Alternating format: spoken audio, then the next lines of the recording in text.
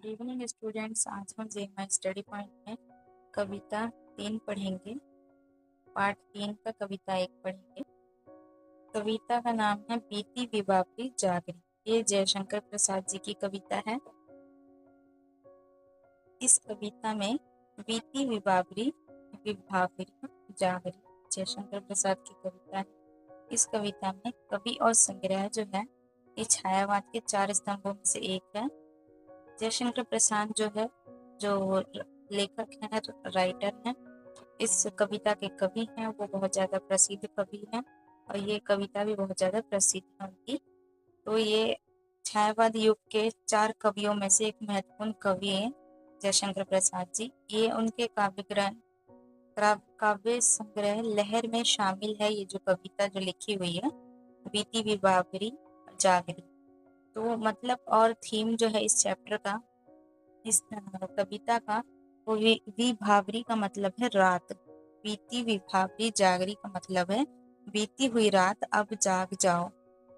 मतलब रात को वो कह रहे हैं कि ए बीती हुई रात तुम जाग जाओ। कविता भोर का दृश्य दिखाती है। भोर, अगर आप गांव देहात की भाषा जानते हो तो भोर सवेरे को कहते हैं, सुबह के समय को कहते हैं भोर। तो भोर का दृश्य दिखाती है। एक सखी दूसरी सखी को जगा रही है। कवि ने सुबह के नजारे को गांव के रोजमर्रा के कामों से जोड़ा है। तारा घट डूबना, तारा घट डूबना, उषा रूपी स्त्री अंबर रूपी पंखट में तारों का घड़ा डुबो रही है का मतलब रात खत्म, तारे छुप रहे हैं। पक्षियों का कलरव करने का मतलब है यहाँ पर खग कुल कुल कुल सा बोल रहा, चिड़िया यानी चहक रही है। हवा और पत्ते, किसलय का अंचल डोल रहा, नई कोपले हवा में हिल रही है। लतिका, जो पेड़ के पत्तियों की लतिका होती है, लतिकाएं होती है, कलियां होती है, तो नई रस से भरी गागर लेकर आ रही है।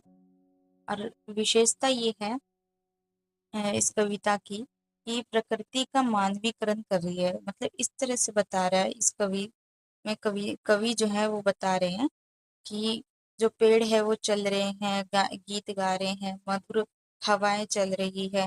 तो हवा चल रही है का मतलब इस तरह से बता रहे हैं वो कि हवा एक मानव है। जैसे मान, जो नदी है वो अपना बह रही है, इस तरह से मानो जैसे उसे सवेरा की बहुत ज्यादा जल्दी हो। जो कुदरत है वो खुद को मस्त मगन हो रखा है और दृश्य दिखा रहा है ऐसा जैसे मानो सभी मानव कोई कार्य कर रहे हो। तो इस तरह से मानवीकरण किया प्रकृति का, जैसे तारे, पक्षी, हवा, लता, सबको इंसान जैसे काम करते दिखाया गया है। छायावादी शैली है ये। संस्कृत में इस शब्द बिंब, प्रतीक, विहाग, विहाग, मलयज, अमंत जैसे शब्द का यूज हुआ है। राष्ट्रीय उद्बोधन, ये कविता अंग्रेजी राज में लिखी गई थी जब जागरी सिर्फ सखी को नहीं, जागरी सिर्फ सखी को नहीं, सोए हुए देश को जगाने का संकेत भी है। यहाँ पर मतलब कविता के माध्यम से देश के लोगों को जागरूकता के लिए बात कह रहे हैं ये जो कवि हैं अपनी बात को रहस्यमय तरीके से। छायावादी युग के कवि जो हैं उनकी कविता की विशेषता क्या है? छाया रहस्यवादी तो है, कहते कुछ और है लेकिन उसके पीछे मिस्ट्री छुपी होती है, रहस्य होता है। वो शब्द कुछ और है लेकिन मीनिंग कुछ और निकलता है। तो कवि लोगों में नव चेतना की भावना भरना चाहते हैं। वो कुदरत के संकेत देकर वो लोगों की भावनाओं को जगा रहे हैं जो सो गई है। अपने देश के लिए, देश के प्रति जो भावनाएं हैं उनको जगाने की कोशिश कर रहे हैं। ये छायावाद युग की सबसे खूबसूरत प्रथा वर्णन कविता है। पंक्ति दर पंक्ति इसका मीनिंग बताती हूँ मैं आपको। ठग कुलकुल कुल सा बोल रहा, पक्षियों का समूह यानी ग्रुप जो है कल कल करके चहक कर बोल रहा है। सुबह होती चिड़ियों की आवाज गूंज रही, किसले का आंचल डोल रहा, किसले नई कोमल पत्तियों को कहते हैं, उनका आंचल यानी किनारा हवा में झूम रहा है, डोल रहा है, सुबह की मंद हवा चल रही। लो यह लतिका भी भर आई। लतिका यानी बेल होती है, बेल के पत्ते जो देखे होंगे ना आपने।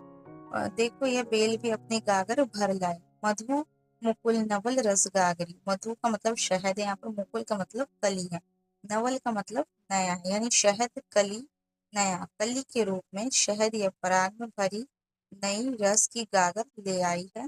मतलब फूल खिल रहे हैं, उनमें रस भर गया है।